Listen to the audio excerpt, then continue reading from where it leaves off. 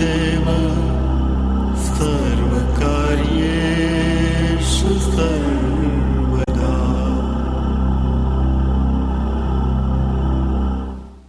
The Bhagavad Gita is a book of mankind's collected experience of and answers to life's most basic questions. Who I am, from where do I come, what is my purpose and destiny, and most practically, how do I find happiness? These podcasts originate in the lectures of Neil Bhatt, a disciple of Swami Chinmayananda. They are presented here in 20 to 30-minute segments, each covering 3 of the Gita's 701 verses. Welcome to Gita Wisdom for Daily Living.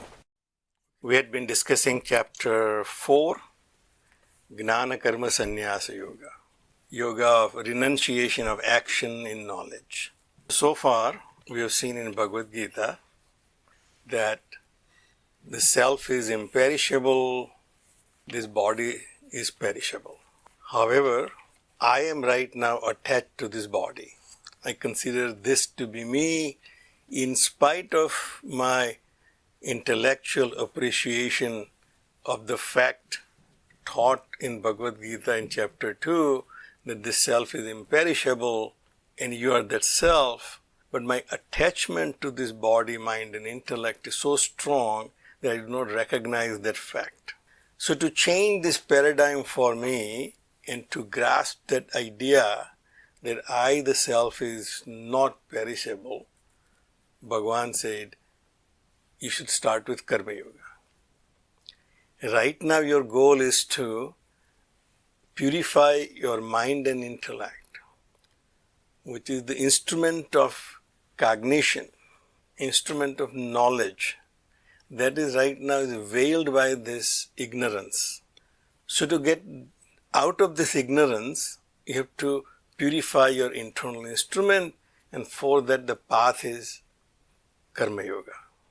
Obviously, the very fact that karma is involved in it, I need to know the karma. So Bhagavan said that, therefore, I will also tell you what is action and what is inaction. So in verse 16, Bhagavan said, Kim karma, kim akarma, iti kavayo api atra mohitaha. What is action and what is inaction? Even the wise people are confused. So we have seen Bhagavan has declared before that I come on this earth many times. Just as you have come, I have taken birth as many times as you. You and I have taken many births, but I never get attached to it because I remain in the awareness that my nature is ajaha and avyaya. The self in me remains unborn and immutable, indivisible. But it seems right now that the self is divided among all beings. For me as an individual, that perception is very strong that myself is within me and yourself is within you. And Bhagavan said that to avoid that attachment to this body, that I consider this to be me, and therefore the consciousness which I experience, I consider it to be limited to me alone and confined to this body. If this body is not there, there will not be any consciousness. So Bhagavan said to get out of that misconception about the nature of yourself, the consciousness, work on Karma Yoga. Karma Yoga, no expectations for the fruits.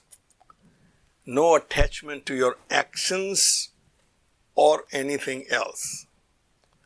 And have your mind balanced. These are the 3 requirements. And then go and perform your actions because you cannot avoid performing action.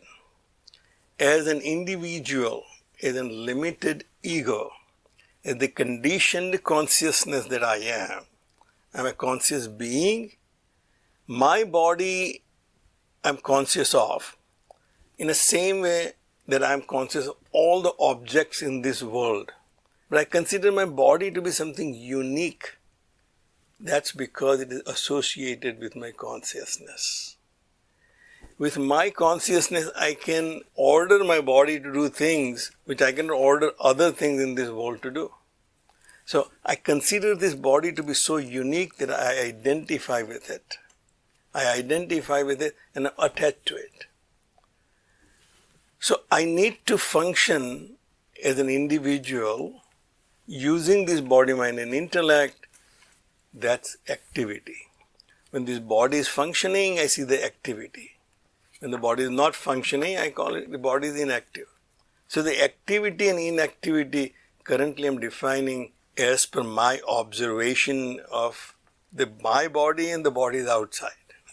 So it said, Kim karma, kim akarma, iti kavayo api atra mohitaha. What is action and what is inaction? Even wise people are confused about it. Therefore, tatte karma pravakshyami. Therefore, I'm going to tell you what action is. Yajgnatva mokshashe asubhat. Once you know what is action, you will be liberated from all evils of getting bound by these actions. So normally we can think, what is so complex about action? Something is active, I can feel the activity. Something is not moving, it's inactive. My car is in perfect equilibrium, it is parked in a driveway, it's inactive. The car is moving, it's active. I can see that from my senses. I can detect activity and also can detect inactivity. But Bhagavan said it's not that simple. Your reliance on your senses is not a wise thing to do because senses are unreliable. Senses can give you a perception or information which may not be correct. And we have seen many examples when you're sitting in a train. And most of us who come from India has experienced that. You're sitting in a train, waiting for the train to start, but suddenly you see the platform starts moving. The people standing on the platform starts moving. Even for a fraction of a second, you think, why these people are moving? And suddenly your intellect takes over and says, no. Neil, it's not the platform and the people, but your train is moving. Because I had a previous experience of that fact. And therefore I can come to the final conclusion that platform is not moving, people on the platform are not moving, but my train is moving and therefore I am moving along with it. But without that previous experience, my senses simply tell I am stationary and the platform is moving. When you first time see a mirage, we were in a national park in Africa one time and say, oh, there is a lake there. Well, let's go to the lake and see. There are birds in the lake and the animals in the lake. Well, let's go and see the lake. You keep driving, the lake never comes.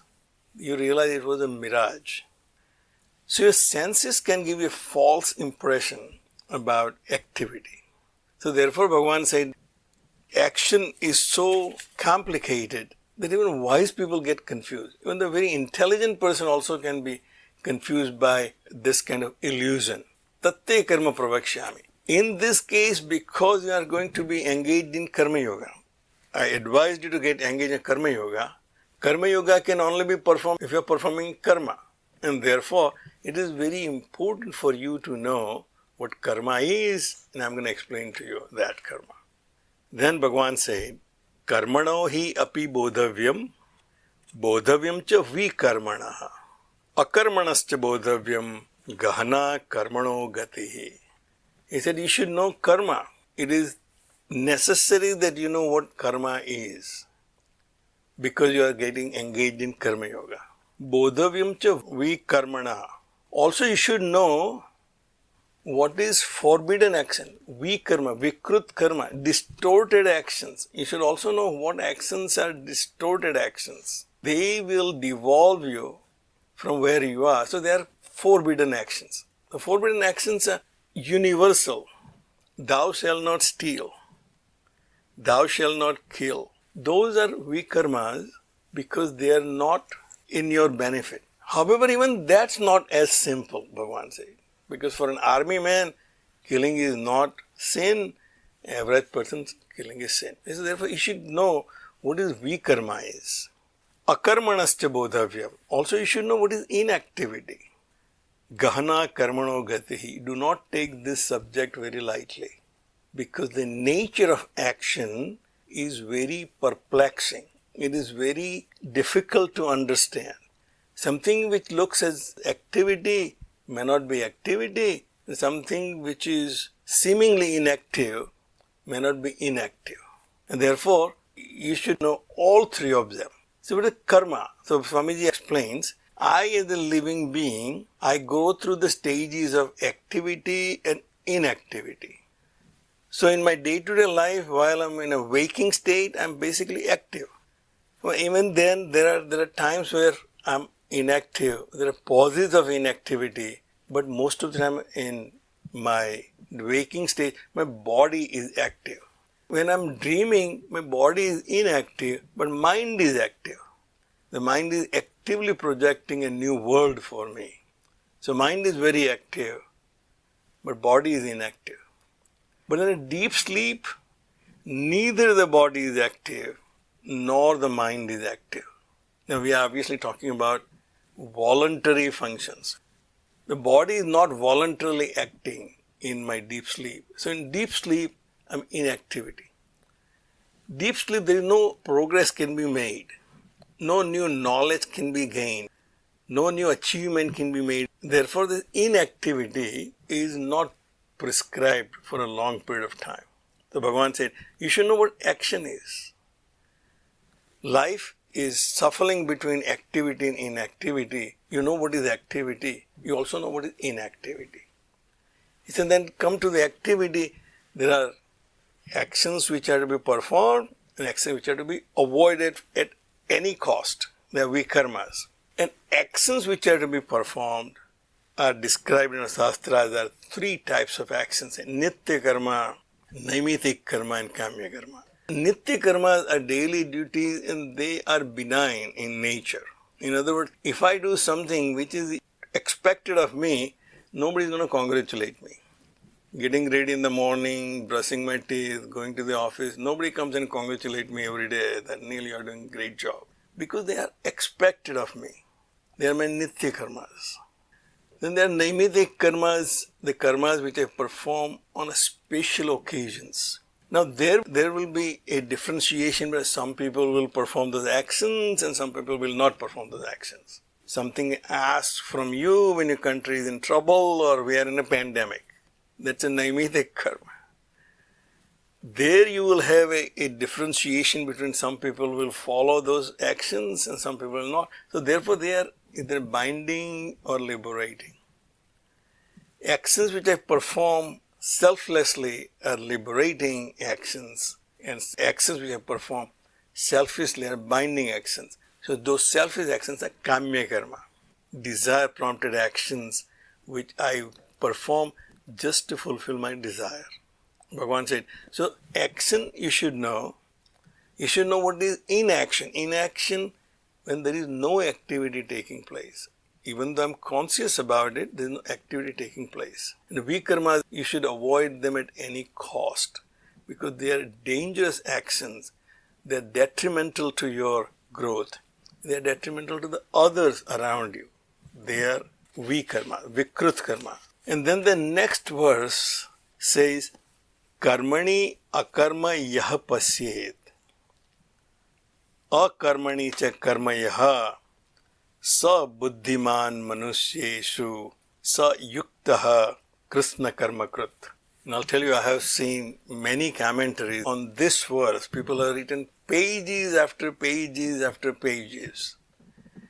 And even after reading all those commentaries, you feel that there is something still not there. Because Bhagavan is putting a great emphasis on this verse, saying, Sabuddhiman manusyeshu. Among all the men, that person is the wise person who can see karmani akarmayaha. One who sees the inactivity in activity. It's seemingly activity for my sense perception, but it is not activity. Another one, akarmani cha karmayaha, and who sees the inactivity in activity. Karmani cha akarma, one who sees the action in inaction and inaction in action. It's contradictory. And as we have seen, all great ideas that are communicated by this type of conundrums, like contradictory statements. It's far away from me, but very close to me. It's very active, but it is inactive. So we have seen in our Sankhya Darshan the two entities, Purusha and Prakriti. Vedanta Darshan says Purusha and Prakriti are one and the same.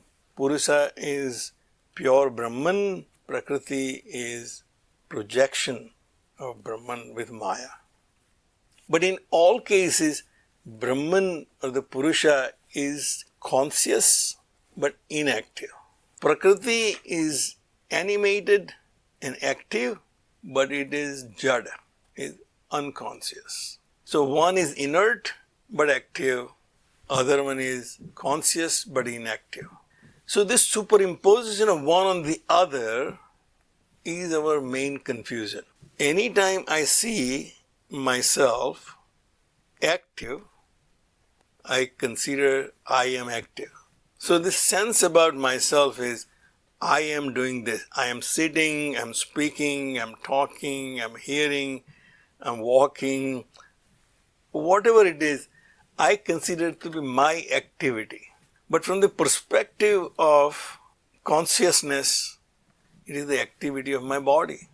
My body is walking, my body is sitting. So this activity of the body is superimposed on myself as my activity.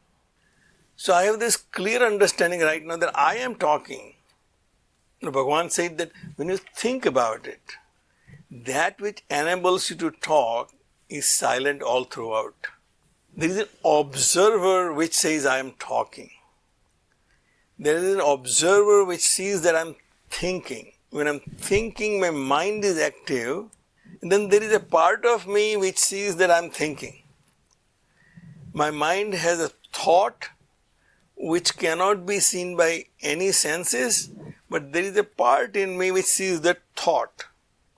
That sees that thought rising and that thought also dying or vanishing. So Bhagavan said, this activity and inactivity superimposed on each other of Purusha and Prakriti.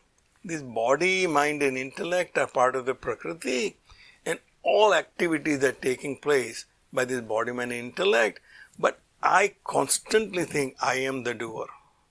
This superimposition of my body's activity on myself, my mind's activity on myself, is creating confusion, which says I am the doer. One who sees that I in me is not doing anything, is simply enabling me to act. That I, the consciousness, is just enabler. Just as electricity is nothing but an energy which powers every electrical gadget in my house. But electricity itself is never manifested. I can never see electricity. I can never bottle it up. So Bhagavan says, karmani akarma yah pasyet. One who sees inaction in action. So I see in my activity myself is inactive. And then akarmani cha karmaya. And there is an activity in action. So when I see from the perspective of consciousness, that there is participation of my consciousness in all the activities. There is no activity can take place in my life without me being conscious about it. I do not take any credit for what happens in my deep sleep because the consciousness was not associated with any active agency. The body was not active, mind was not active. There was no sense of I am the doer take place in my deep sleep. Even though I know that there is no activity taking place in deep sleep, I was very much there. So when I see this superimposition of activity on inactive self and activity of the self on inactive body, when I start differentiating these two, who is acting, who is not? Bhagavan said, sa buddhiman manusyeshu. Out of all beings are confused right from their birth. That everybody is deluded right from their birth that this is me and I am the doer. Sa yuktaha, sa krishna karmakrit. One who has this clear perception in his mind that my body, mind, intellect are acting, but I remain inactive. Whereas my body, mind, intellect are inactive because they're inert. They have no capability of their own to act in this world, but my consciousness is making them act, and therefore the actual doer is my consciousness. Without consciousness, no activity takes place, and therefore I am active in this world. Such a person sahayukta, such a person is a yogi, who can become a witness of his own activity as a third party. I can be a third party witness for everything in the world, but I should be third party witness in my own self also. Yasya sarve samarambaha karma sankalpa varjitaha gnanagni dagdha karmanam tam ahuhu panditam buddhaha. This verse is a difficult verse to tackle, so we will see it quickly, but we'll look at it again. Yasya sarve samarambha, whose all actions are without any plan. And kama sankalpa, so kama and sankalpa, all activities, all samarambha, all activities are devoid of desire and planning. It's a sankalpa actually is determination, what I want to get out of this action. Gnanagni dagdha karmanam tam ahuhu panditam buddhaha. Whose all actions are devoid of desire and any planning in a sense that any expectation of a particular result. He says such a person, all his actions, for such a person, all actions are burned by the fire of knowledge. This fire of knowledge that I am not the doer. It burns all the actions, so no actions are binding for him. Tam ahuhu panditam buddhaha. The wise people call that person a sage. So your actions should become benign. They will not be binding to you, but they should be liberating to you. We'll stop right here.